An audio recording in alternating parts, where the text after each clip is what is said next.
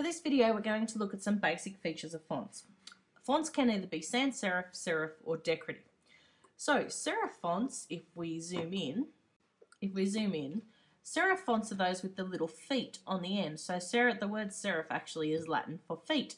So you'll notice that these have these little leading bits here around the letters.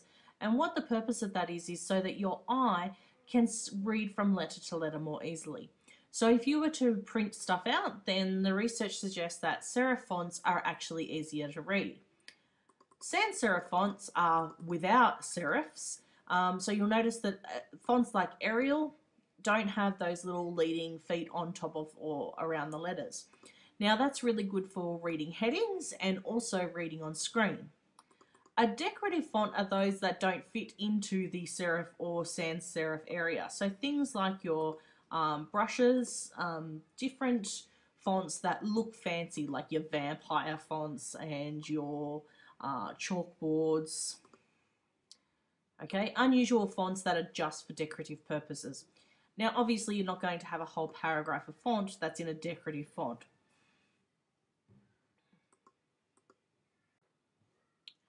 We also need to look at the formatting font. So obviously we have bold fonts, we have those which are italic, which puts it at an angle, underlined,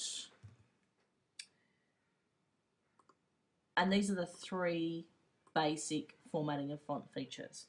But we also have alignment. So if you notice here with this paragraph, the alignment is left because the left-hand side is perfectly straight and the right-hand side has these jagged edges. If I was to center align that, I would have two jagged edges on either side.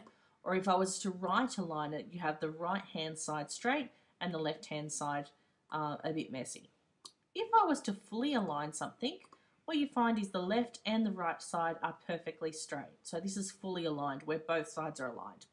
And what happens is that the text basically spreads out using spacing for different parts of the text. So you might notice if you have a line with few words on it, there would be extra length of spaces between those words.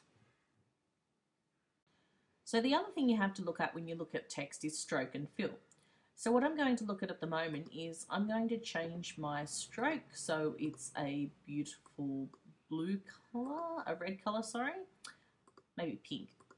And my fill there is blue. So if you'll notice that the blue is actually the fill inside it, and what we call the stroke is the outline. Now you can also change the stroke so that it's thicker. Obviously then the thicker the stroke, the less you can see of the fill. So at the moment that's all mostly stroke, but that's a 7-point thickness. So if we go to about 4, you'll see that the text there, the stroke is pink and the fill is blue. Last thing we have to look at is how you format for lists. So this is at the moment a list. So what I can do is I can add bullets, which are the points on the side. I can add numbers, which look like this. And I can also, if I add a sub number there, I can add different levels of numbers as well. Last but not least, we can add different headings. So what you'll notice is on the left-hand side here, I have my different headings. And if you have different headings within your document, like using heading 1 and heading 2, you'll find that format's much easier later on, because what you can do then is heading 2 is a subheading of heading 1. And you'll find that when you create your document later on, you can go through and change heading 2 to be different styles, or change heading 1 to be different backgrounds and things like that. So you find that then that automatically updates throughout the document rather than going through and changing every time you have a different subheading. And that's the wonderful world of text.